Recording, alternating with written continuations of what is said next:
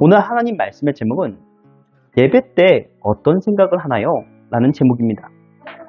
여러분들은 예배 때 어떤 생각을 하나? 여러분들은 어떤 생각을 하십니까? 그럼 예배 때 여러분들은 집중을 합니다. 집중을 해서 하는데 어떤 집중을 하느냐가 중요한 것 같습니다. 그럼 예배가 길어지면 좀 지루하기도 해서 시간을 보기도 하고, 아니면 지루하면 또 딴 생각을 하기도 하고, 예배에 와서 오늘 설교가 어떤가라는 평가도 해보고, 주보에 오타가 없나 생각을 해보기도 하고, 이런 생각이 집중되어 있다면 여러분들은 좀 영적인 회복이 필요한 상태입니다. 근데 와서 그것이 보지 말라는 것이 아닙니다. 우린 사람인데 어떻게 한 곳에 완전히 집중하겠어요?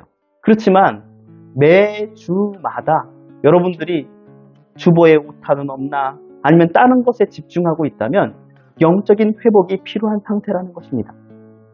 그럼 처음부터 예배 때 집중력이 떨어지지 않죠. 그렇지만 반복해서 예배를 드리다 보니 매너리즘에 빠지게 된다는 거죠. 그럼 매너리즘이란 타성에 젖는 것을 말합니다. 오래되어 굳어져 좋지 않은 버릇처럼 예배를 드리는 것이죠. 그럼 그런 것이 없나 우린 예배 때 살펴보아야 합니다.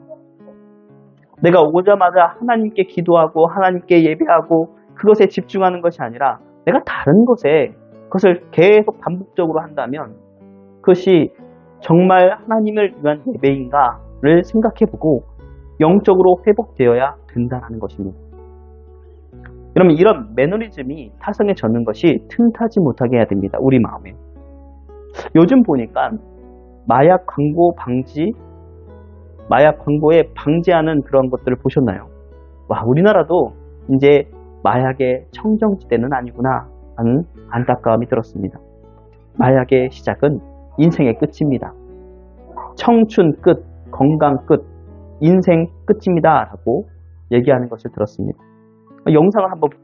마약 시작하면 끝입니다. 우리 한번 해볼까? 끝내주거든. 청춘 끝. 다이어트해? 이거 하나리면 끝이야. 건강 끝. 집중이 잘 안 돼? 이거 하나면 끝나. 미래 끝. 걱정 말고 시작해봐. 뒤끝 하나도 없어. 젊음 끝. 끝내준다. 인생 끝. 마약 시작이 인생 끝. 여러분, 유혹에 넘어가는 것은 한순간입니다. 그것이 한 번이 되면 그것이 끝이라는 거죠. 여러분, 우리가 예배 때 그것이 한 번의 시도로 인하여서 여러분들이 예배에 집중하는 것이 다른 곳으로 바뀌었다면 그것이 모여서 하나님을 바라보지 못하는 걸림돌이 되고 만다는 거죠. 그럼 계속 하나님에 집중하지 못하는 일이 생기게 될 것입니다. 우리 처음서부터 예배 때 하나님을 집중하기 위해 노력하는 성도가 되어야 합니다. 왜냐하면 오래된 사람일수록 그것을 예배에 대한 감격과 그것을 잃어버리기가 쉽기 때문이죠. 그럼 예수님은 사마리아 여인을 찾아가셨습니다. 그 사마리아 여인은 어떤 의미에서는 영적으로 아주 침체되고 죽은 여인과 같죠. 그런 여인에게 찾아갔는데 그 여인이 예수님께 질문을 합니다. 사마리아 여인이 묻습니다. 사마리아 사람들은 그 심산에서 예배를 드리는데 유대인들은 그 예루살렘 성전에서 예배를 드려야 된다고 합니다. 어디가 맞나요? 그러면 이 질문에 예수님은 구원이 유대인에게 있다라고 얘기합니다. 그럼 유대인 편을 들어주신 걸까요? 그럼 그렇지 않습니다. 말씀을 잘 들어보면 유대인들이 일부는 맞지만 참된 예배를 할 때가 반드시 온다. 내 말을 믿어라 하는 거죠. 다른 사람들의 말을 믿지 말고 내 말을 믿어라. 그러면 우리는 누구를 믿어야 될까요? 하나님을 믿어야 되죠. 우리는 성경 말씀을 믿어야 된다는 거죠. 다른 것들에 우리가 집중하는 것이 아니라 하나님께서 말씀하신 바를 무엇인가 기억하고 우리는 그것을 믿고 따라올 때 하나님이 주신 그 은혜가 크다라는 것입니다. 여기서 참 예배가 올 때가 온다라고 말하고 있습니다. 여기서 공간 즉 교회를 없애버리고 예배를 드려도 된다라는 의미가 아닙니다. 하나님이 받으시는 그 예배는요, 한 장소에 있는 것이 아니라 한 공간에 있는 것이 아니라 한 시간에 국한되어 있지 않고 그것을 초월하여서 영과 진리로 예배를 드려야 된다라는 것을 우리에게 얘기해 주는 것입니다. 영과 진리를 헬라어를 직역하면 성령과 진리 안에서. 성령과 진리가 무엇이겠어요? 사실, 진리, 예수님. 우리는 어떠한 하나님께서 주시는 그 은혜 안에서 살아야 됩니다. 다른 세상의 것을 보고선 예배를 드리는 것이 아니라 성령에 의하여서 하나님을 향하여서 우리는 예배를 드려야 된다라고 하는 것입니다. 이처럼 예배의 중요점은 장소가 아니고 성령과 진리입니다. 그러니 우리는 예배의 장소를 어떻게 생각하느냐가 중요한 것이 아니라 그 장소에서 여러분들의 생각은 어떠합니까? 어떤 자세로 예배를 드립니까? 어떻게 예배를 드립니까가 중요하지 않겠습니까? 어떤 생각을 하냐면 영과 진리, 즉 성령과 진짜 사실 예수님 안에서 우리는 생각을 해야 된다는 거죠. 그게 쉽지 않기 때문에 반복하다 보면 매너리즘에 빠지기 때문에 계속 하나님을 찾고 하나님 도와주세요라는 그런 기도가 필요하다는 것입니다. 요한복음에서 그 진리는 예수님 자신이죠. 요한복음 14장 6절 말씀에 보면 예수께서 이르시되 내가 곧 길이요 진리요 생명이니 나로 말미암지 않고는 아버지께로 올 자가 없느니라. 그럼 예배는 하나님과의 만남입니다. 예수님이 통하지 않고서는 우리가 하나님을 만날 수 없다, 예배할 수 없다라고 얘기하고 있습니다.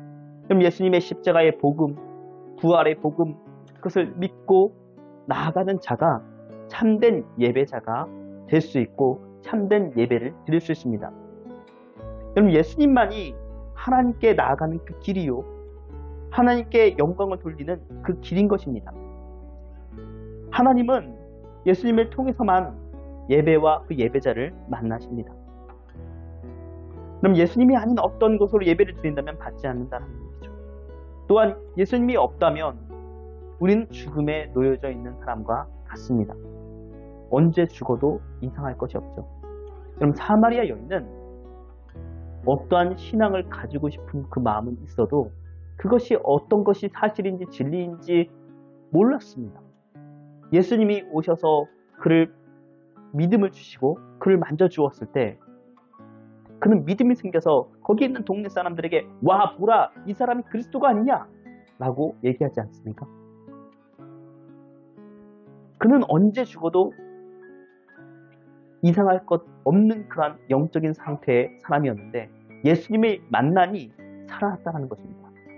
그래서 우리는 하나님 말씀에서, 우리는 예배에서 누구를 찾아야 되냐면 하나님을 찾아야지 우리가 영적으로 회복되어진다는 것을 알 수 있습니다.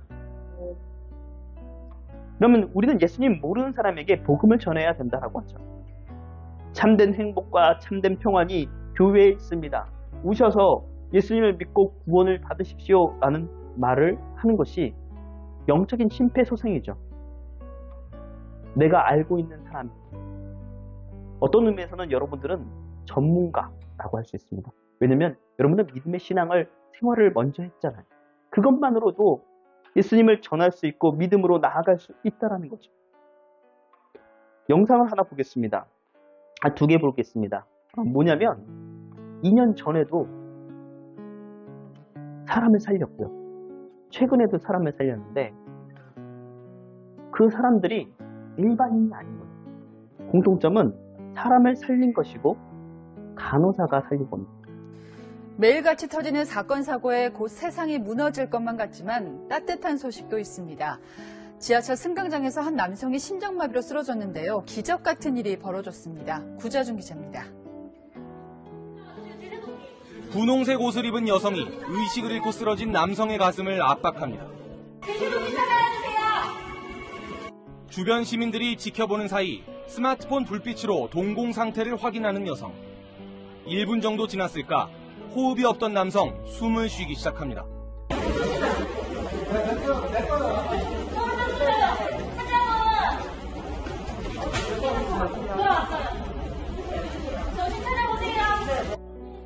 잠시 뒤 의식도 돌아옵니다.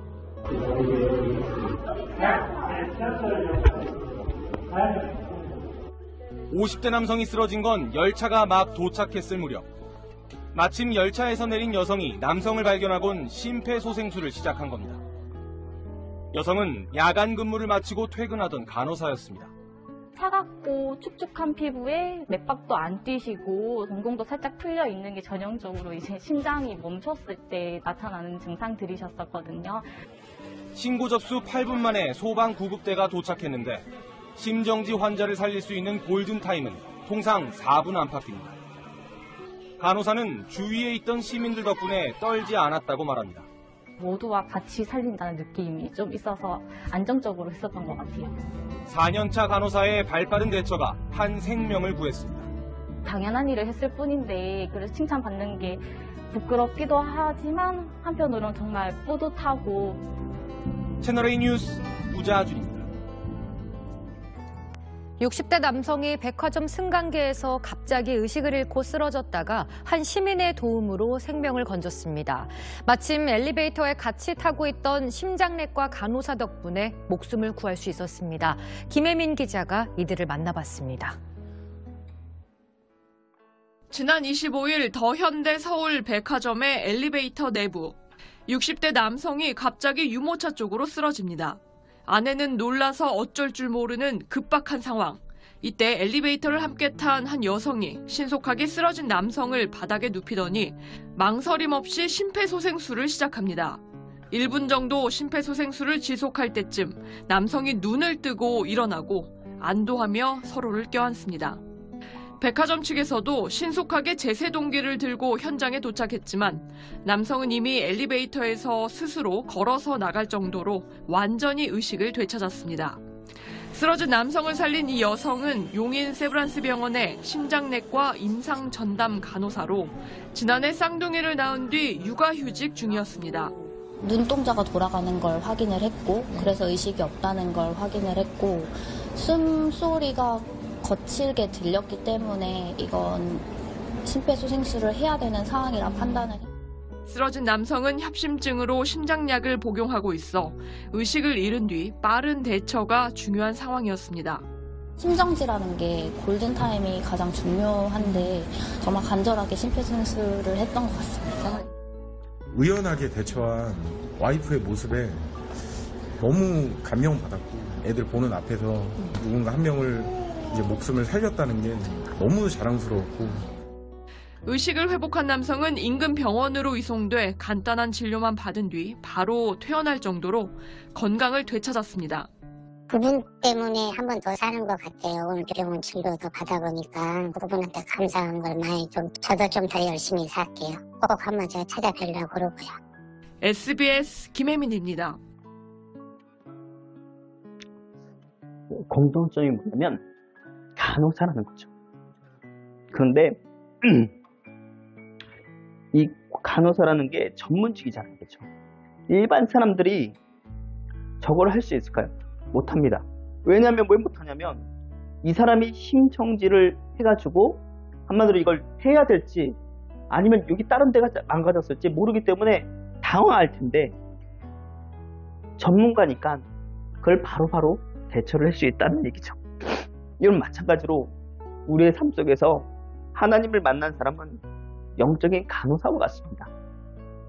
그래서 우리가 영적인 간호사로서의 삶을 잘 감당할 수 있다는 거죠.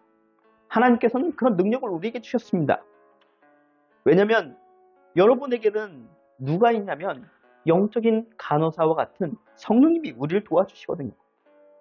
우리가 아무리 노력해도 온전한 예배를 드릴 수 없고 우리가 아무리 노력해도 어떠한 신앙생활을 온전히 할 수 없는데 교회에 왔는데 내가 은혜가 없다면 내가 말씀을 들었는데 깨달음이 없다면 무엇이 소용이 있습니까?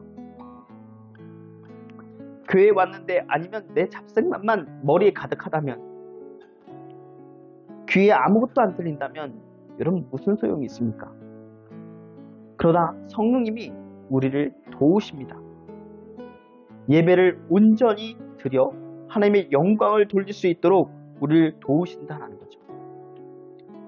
그러므로 우리는 성령님께서 우리의 마음속에 오셔서 내 마음을 비춰주시고 내 마음속에 은혜를 부어주시옵소서, 가르쳐 주시옵소서, 깨닫게 하여 주시옵소서. 나는 그런 마음을 가지고 살아야 될 줄 믿습니다.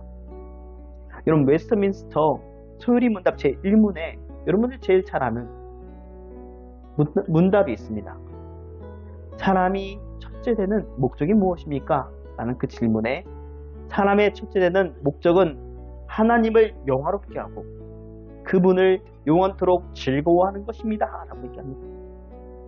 고린도전서 10장 31절 말씀에 보면 그런즉 너희가 먹든지 마시든지 무엇을 하든지 다 하나님의 영광을 위해서 하라.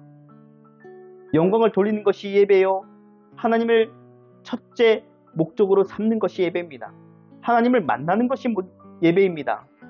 하나님을 만난다고 하나님께 영광을 돌릴 수 있게 될까요? 예배가 무엇인지 알 때 아하 라며 하나님께 영광을 돌릴 수 있다는 겁니다. 즉 예배라는 것은, 참된 예배라는 것은 하나님과의 커뮤니케이션, 대화입니다. 그 예배가 하나님의 영광을 돌리는 것입니다. 왜냐하면 하나님을 만난다는 것, 대화한다는 것은 하나님을 내가 믿고 신뢰합니다. 이 예배 가운데 하나님 영광 받아 주시옵소서, 하나님을 존경합니다, 경외합니다 라는 그 마음이 담겨져 있기 때문입니다. 그러면 어떻게 하나님께 영광 돌리는 그 예배를 우리가 드릴 수 있을까요? 그럼 예배에 대한 어떤 정의, 어떤 어원, 이런 것들을 조금 살펴보는 것이 어떨까 생각합니다. 예배의 의미는 한자를 보면, 문자적으로 보면 예를 갖추어서 절한다 라는 의미를 가지고 있습니다. 하나님을 존경하고 경배하고 섬긴다는 뜻이죠. 여러분, 헬라어로 프로스 퀴네오 또는 로스 퀴네인이라는 말과 관련 있는 단어입니다. 절한다, 순종하다, 복종하다 라는 뜻을 가지고 있기 때문이죠. 그러면 헬라어 역시 무엇에 영향을 받았냐면 그 어원이 구약의 샤라는 말입니다. 허리를 구부리다. 그러니 뭐 한자던 헬라어던 히브리어던 여러분들은 이곳에 와서 엎드려 절한다, 하나님께 경배한다, 이런 의미가 바로 예배를 가리키는 것입니다. 하나님을 만나 하나님께서 만나는 그 자체가, 그것을 소통하는 자체가 바로 예배라는 거죠. 여러분, 예배의 개념은 구약의 아보다라는 말의 근거에서 이해를 합니다. 여러분, 아밧은 일한다는 뜻입니다. 그것은 하나님께 경배하는 어떤 일이라는 거죠. 또한 다른 사람을 위하여 일하는 것, 봉사하는 것을 의미하기도 합니다. 아보다라는 말과 관련 있는 아밧은 하나님께 봉사하는 것과 성전 사역을 가리키는 말로도 사용되었습니다. 아밧은 거룩한 장소에서 행하는 제사장의 사역이나 레위인의 그 사역을 가리키는 말이었죠. 그럼 여기서 기억할 것이 하나님께 경배하다, 인사하다, 만나다, 이것이 예배고요. 하나님의 그 예배 가운데 이 교회에서 일하는 것도 여러분들은 예배라는 것입니다. 그리고 구라파의 기독교인들은 오래전에 기독교 예배를 라트루기라고 현대말로 표현하였는데 헬라 말의 레이트루기아에서 파생된 그 말입니다. 그 뜻은 뭐냐면 성전에서 행하는 예전 의식, 우리가 지금서부터 사도신경서부터 쭉 해오는 그 예전 의식을 가리키는 말로 사용되었습니다. 신약시대에 이르러서 역사적으로 레이트루기아의 개념은 그 그리스 교회에서 성찬 의식을 가리키는 말로도 또 사용되었다고 합니다. 하나님을 섬기는 교회가 인간적인 행위의 그 예배를 가리키는 말로 어떤 것을 예배한다는 거죠. 자, 예배는 절하는 것이고 하나님을 만나는 것이고 일하는 것이고 또 성찬 예식을 하는 것이고 또 예배 예식을 하는 것이 바로 예배라고 할 수 있습니다. 그러니까 눈에 보이는 예배라는 거죠. 그럼 이처럼 예배는 하나님을 존경하며 순종하며 경배하는 이고 봉사하는 일입니다. 구약적인 예배의 개념은 눈에 보이는 그런 예배라는 것이죠. 그럼 예배란 공적인 예배 속에서 설교, 찬양, 헌금, 예배 구성 요소에 대한 그 예식이 예배라는 것입니다. 또 설교자의 마음, 찬양자, 헌금위원, 예배, 또 기도자, 봉사하는 그 사람들이 그것이 예배 행위를 하고 있다는 것입니다. 그럼 여기까지만 이해하고 이것이 예배다라고 하면 안 됩니다. 그럼 로마서 12장 1절 말씀에는요. 그러므로 형제들아 내가 하나님의 모든 자비하심으로 너에게 권하노니 너희 몸을 하나님이 기뻐하시는 거룩한 산 제물로 드리라. 이는 너희가 드릴 영적 예배니라. 눈에 보이는 예배가 있고 영적인 예배가 있다는 거죠. 그럼 구약 성전 제사에서 짐승을 희생 제물로 드린 것처럼 그것을 비교하여서 그리스도인들이 산 제물이 되어서 그럼 제물과 산 제물은 좀 맞지는 않아요. 살아있는 거. 그렇지만 신기하게도 내가 살아있는데 함께 제물이 되고 내가 드려진다라는 의미를 가지게 된다는 거예요. 누구에게요? 하나님께. 그럼 예배가 무엇인지 여러분 들었습니까? 예배에 대해서 어떤 것인지 좀 감이 잡히십니까? 이해되십니까? 그럼 더 이해하기 위해서 레이투르기아라는 그 눈에 보이는 그 예배를 기준으로 대해서 예배에 대한 것을 한번 보겠습니다. 네, 안녕하세요. 오늘의 신학 공부의 장명입니다. 오늘은 우선순위 신학 단어 두 번째 시간으로 같이 예배라는 단어에 대해서 한번 살펴보도록 할게요. 먼저 어원, 개념, 역사에 대해서 알아보면 좋을 것 같습니다. 네, 첫 번째로 어원에 대해서 한번 보면 예배라는 단어는 헬라어 레이투르기아인데요. 원래 사람들의 행위라는 뜻을 가지고 있었어요. 그러니까 어떤 종교적인 표현이 아니라 당시 헬라 세계에서 거주민이 정부에 대해서 강제로 노역의 의무를 져야 했는데 그 노역의 의무를 레이투르기아라고 불렀던 거죠. 그런데 이 용어를 구약 성경을 헬라어로 번역한 70인역 성경이 번역할 때 사람이 성전에서 하나님께 대해 드리는 봉사를 이 레이투르기아로 번역을 한 거예요. 그래서 그 이후로 기독교 전통에서는 이 레이투르기아라는 용어가 예배, 예전이라는 단어로 발달을 해왔습니다. 두 번째로 개념에 대해서 살펴볼게요. 그래서 이 예배라는 거는 기본적으로 하나님의 위엄과 은혜를 인정하는 일이라는 의미를 가지고 있어요. 그러니까 하나님이 어떤 분이신지, 하나님이 이 세상을 창조하셨고 우리를 구원하시고 성령님으로 우리의 삶 가운데 늘 함께 하시는 분이다 라는 사실을 인정하는 것이 이제 예배인 거고, 그런데 정작 우리 자신은 이 하나님의 사랑을 받을 자격이 없는 죄인이다. 그래서 이건 오직 은혜로 주어진다 라는 사실을 인정하는 것, 하나님의 은혜에 대해 감사와 경배로 응답하는 행위가 바로 예배인 것이죠. 그래서 예배는 공적인 차원과 사적인 차원을 가지는데요. 공적인 차원은 이렇게 교회에 모여서 드리는 어떤 순서가 있는 예배, 그런 예식을 의미하는 거고, 사적인 차원에서는 우리의 어떤 행위나 삶의 모습들이 예배로 드려질 수 있는 거죠. 왜냐하면 하나님의 주권을 인정하고 그 은혜에 응답하는 행위를 할 때 예배로서 드려지는 삶의 산 제사로 드려지는 행위가 될 수 있는 거죠. 그럼 이처럼 예배는 우리가 하나님께 받은 것을 내가 하나님께 표현하는 것이 예배입니다. 하나님을 만나서 말이죠. 우리는 정성을 다해서 하나님께 예배해야 된다는 점을 알 수 있습니다. 로마서 12장 1절 말씀에는 영적 예배가 무엇이냐면 어떤 신비로운 예배, 한마디로 그러니까 영적으로 교감하는 예배, 이런 것들이 아닙니다. 너희가 드릴 합당한 예배, 온전한 예배를 드려라 하는 것이 됩니다. 그리고 그리스도의 삶은 하나님이 요구하시는 예배로 크게 갈라지죠. 하나는 교회 공동체에 모여서 하나님을 섬기는 의식의 예배이고, 하나는 그리스도인 각자가 이웃을 향하여서 내 삶을 사랑하여 해서 삶으로 드리는 예배가 있다는 것입니다.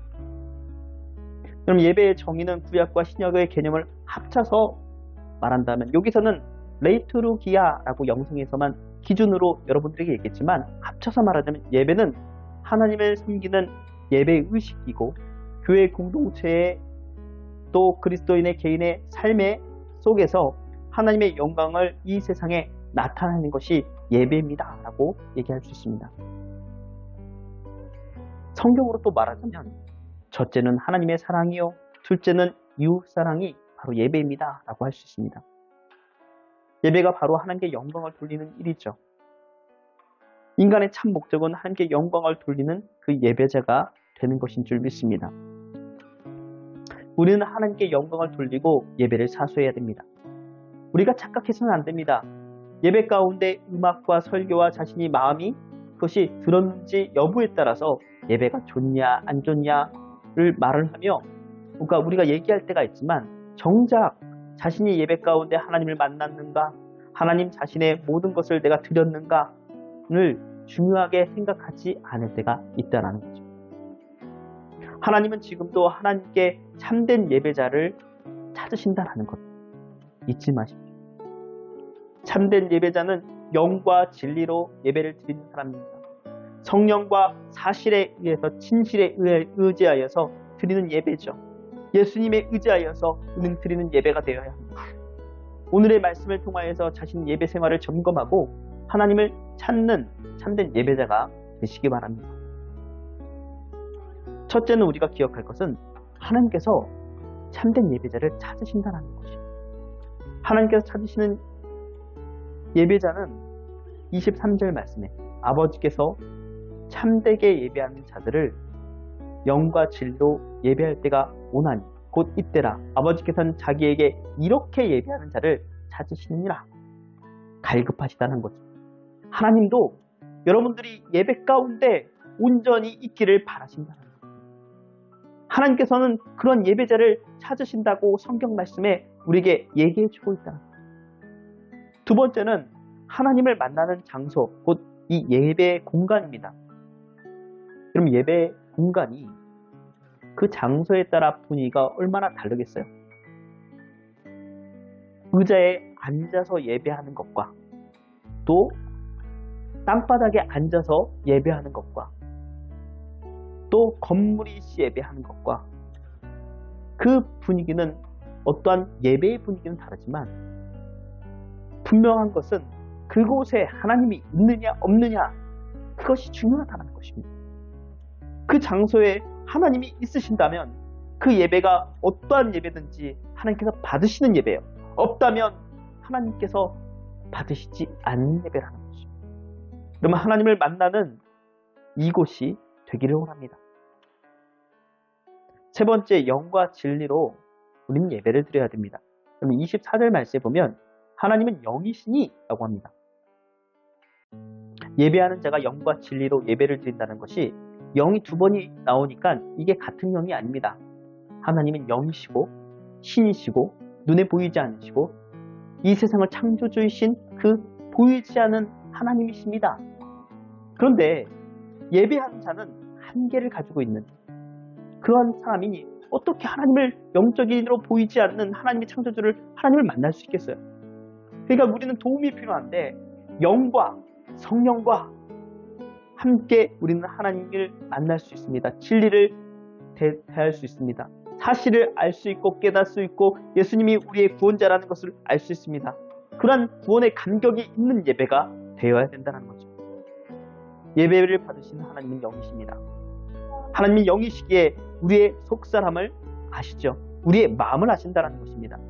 하나님은 예배 시간에 우리를 보시는 것, 그것이 그 예배 시간만 보는 것이 아니라 여러분들의 삶을 보신다는 것을 아시기 바랍니다.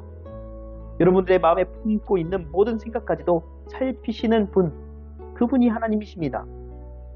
우리는 바로 그 하나님께 예배를 드리는 거죠.